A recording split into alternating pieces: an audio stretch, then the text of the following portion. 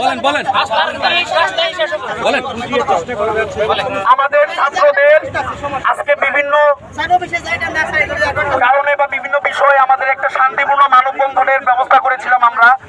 আমাদের এই শান্তিপূর্ণ মানববন্ধন আমাদের ওইখান থেকে শুরু হয়ে উপজেলা পাস হয়ে যখন আমাদের ছাত্রী ভাই বোনেরা ট্রাক স্টেশনের সামনে দিয়ে যাইতেছিল, তখন কিছু উশৃঙ্খল ট্রাক শ্রমিক লীগের নেতা কর্মী এবং তাদের সন্তানেরা আমাদের মা বোন আরো যারা ছিল তাদের উপর নানা রকম স্ল্যাং ইউজ করে এবং তাদের গায়েও হাত তুলে।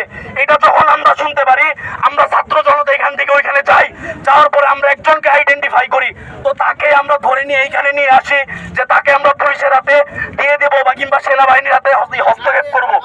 কিন্তু আমরা যখন তাদেরকে শান্তিপূর্ণভাবে ওইখান থেকে ধরে এখানে নিয়ে আসি, তখন তাদের ট্রাক শ্রমিক লীগের কিছু নেতা কর্মী তাদের দল বল নিয়ে আসে আমাদের ছাত্র ভাইদের উপর হামলা করে এবং ছাত্র ভাইদের নানা রকম জখম করে, গালিগালাজ করে, চুরি ছিনতাই করে।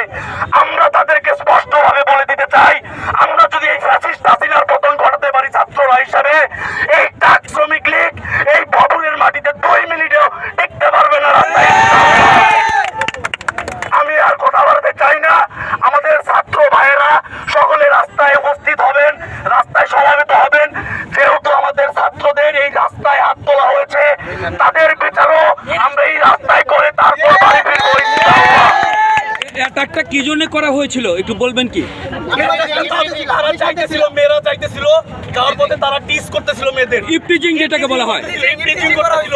ইপটিজিং করার কোনো অজুহাত ছাড়া ডাইরেক্ট ইপটিজিং।